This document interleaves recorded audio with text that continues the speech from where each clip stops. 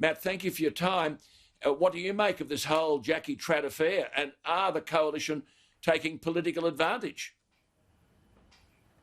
Well, Alan, it's been brewing for over a year now with the Deputy Premier, and my biggest concern for the state of Queensland, this has been basically a state now, my home state, that has been absent any economic leadership over that year.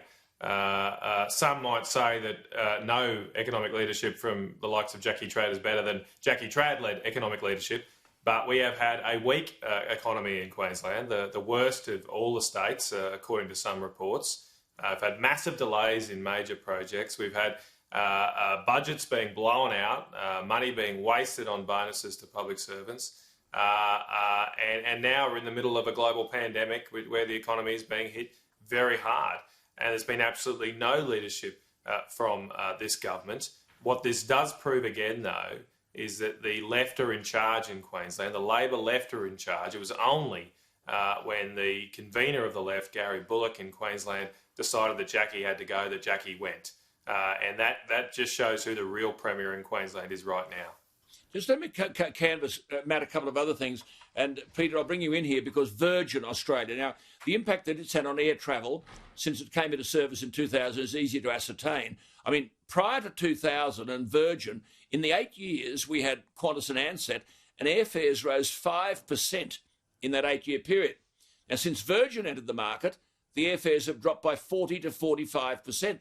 So it's had an extraordinarily positive effect on air travel costs. Matt Canavan, to you, and you've seen all this in regional Queensland and everywhere, how important is it that we have a two-airline agreement, and how important is it that we get Virgin back in the skies? Well, it's pretty simple, Alan. If you have a monopoly, you get higher prices. That's what you'd expect, and that's what you see. You certainly have seen it in our own airline market, as you suggested there, or you highlighted those figures. The year after Ansett collapsed in 2001, airfare prices in Australia went up significantly. The series that measures this went up by more than 8% in real terms, although airfares are only one component of that series. And then prices didn't return. Airfare prices did not return in Australia to their pre-Ansett collapse levels until 2010. So it was a lost decade where prices were higher. Now, I don't want to see a lost decade going forward for high prices in regional Australia. Air travel is an essential tool to do business in country areas, and we must have adequate competition in those areas. So how I hope the the government can work out a way. How should the Virgin issue therefore be addressed? Well, I think it's positive that the government's appointed Nicholas Moore. He knows what he's talking about. We need to find a way to maintain competition. Look, I think I've been an advocate for the government playing a role here. I think the remarkable outcome of the coronavirus has meant that to maintain competition in the short to medium term, we have to have the government involved in some way, shape or form. Other countries are doing that with their airline services, and it's just too critical a service in this country, a big dispersed country, not to have adequate competition in airline services going forward. Absolutely. Peter, what are your thoughts here? Well, I was just going to ask, Matt, I mean, the challenge is that we don't end up with a new son of Virgin here, or daughter of Virgin, that cherry picks the more profitable capital city routes and leaves regional Australia out there in the cold. We know that a lot of freight moves by air. We want to open up our regions. We keep saying that if the immigrants come, we want them to settle in our regions.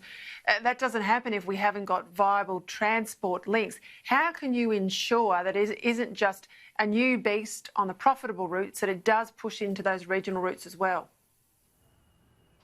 Well, that's where I think the government, if you like, Peter, should get its hands dirty. We've got to get our hands dirty and work this out through this process with the administrators, and that's why I'm heartened that Nicholas Moore is there involved. He knows airlines better than almost anyone else in the country. Yeah, but your leader's the Transport Minister. Your leader's the Transport. Yep, and I know, and I've had lots of discussions with Michael about this as well, and he understands the importance of air services in regional Australia. So I think the moves are afoot there. Look, obviously, I've also said There's no blank check here. It's got to be a good deal for governments, for taxpayers, for the consumers at the end as well. So we've got to work these things through now with the administrators of Virgin, but we must maintain competition, and right. One way we can do that is to... Well, just bear with me, Alan. I just want to say one thing to the Minister, former Minister, but of course, don't forget, remind the Treasurer, he put $100 million on the table so that rich people could buy electric cars courtesy of the taxpayer. How about some poor people in the bush being able to get on a plane they can afford? Good on you. Well, I suppose I don't want to do the Tony Jones, Peter, and take it as a comment, but one of our major priorities has to be affordable transport for country businesses, country people, and for a growing Australia. That is an absolute priority of the government. Now there's a lot of detail to be worked out with the administrators, and we're going through that. Okay, Matt, the Prime Minister has dared to suggest an inquiry into the origins of the coronavirus pandemic. The Chinese ambassador in Canberra went ballistic. Quote, the Chinese public is frustrated, dismayed and disappointed with what Australia is doing now. If the mood is going from bad to worse, people will think, well, why should we go to such a country that's not so friendly to China? The tourists may have second thoughts. The parents of the students would also think whether this place, which they've found, is not so friendly, even hostile, whether this is the best place to send their kids here. What's going on, Matt? Well, Alan, you'll have to ask the Chinese authorities what's in their minds, but I know what is in the minds of the Australian government is that we have consistent positions on issues that we stick to, that we do seek to grow trade with other countries and friendly relations with other countries. We've got a strong record on that.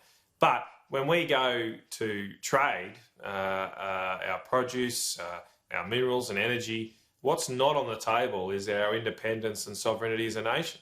On the business table, on the trade table, is the products and opportunities that are here in Australia, and obviously in return we get a fair price and help to grow and develop and create jobs in this country. But we should never and do never put on the table our own ability to set our course as a country in the world, and we don't expect other countries to do that in reverse either. So that's the position we've just got to hold fast to and be consistent to. And I think it's been very unfortunate that some business leaders in our country have been seeking to overturn that long-standing principle and suggest that we should put our foreign policy basically up for negotiation. Well, now, just before we go, you might walk out on me here, or both of us. Eden Monero. Now, my information is that Barilaro, who's done an outstanding job as Deputy Premier in New South Wales, Barilaro had the numbers to win Eden Monero, and that McCormack, actually, your leader, may well have spoken to the Liberal Party prior to speaking to Barilaro, and that when, in fact, the joint party meeting met last week, the week before last, in Canberra, Scott Morrison, as was his entitlement, said, we will be standing a Liberal candidate. Now, I've got National Party people telling me that that McCormack did not once open his mouth and defend the National Party, argue that the National Party would be running a candidate, arguing that the coalition should say, look, let's get behind one candidate who can win it. Barilaro can win it. He remains silent. The backbench are angry. What can Matt Canavan say? Well, Alan, yeah, a lot of it I can't comment on. Obviously, they're questions for others to answer.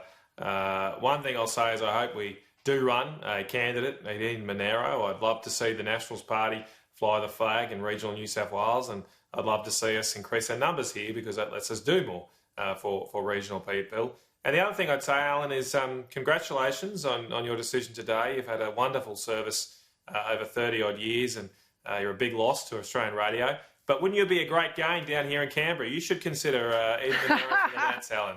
Put that on your to-do list. Beautifully done, Matt. Hang on. Listen to Miss Credlin laugh. She can laugh. I'll run your campaign, Alan Jones. I'll run your campaign. Well, she's my second choice then, Alan. She's my second choice. Well, OK, listen, one thing then, when are you going to have a candidate for Eden Monero, Matt? When's the National Party going to have a candidate? Well, that's a matter for the New South Wales Nationals Party, who I'm not a member of, but I'd love to see it happen. Last week I said I'd love to see John still run. I'd still love to see him run because he's a winner. And you need to win. But look, apparently that door's closed, and we've got to just try and open another one. All right. Okay. Good to talk to you, Matt. Look after that family up there in your poon. You too, Alan. Matt Canavan, congrats again. Always instructive. He's a great loss to the front bench of the government, but he's not a loss to politics. He'll be here for some time to come.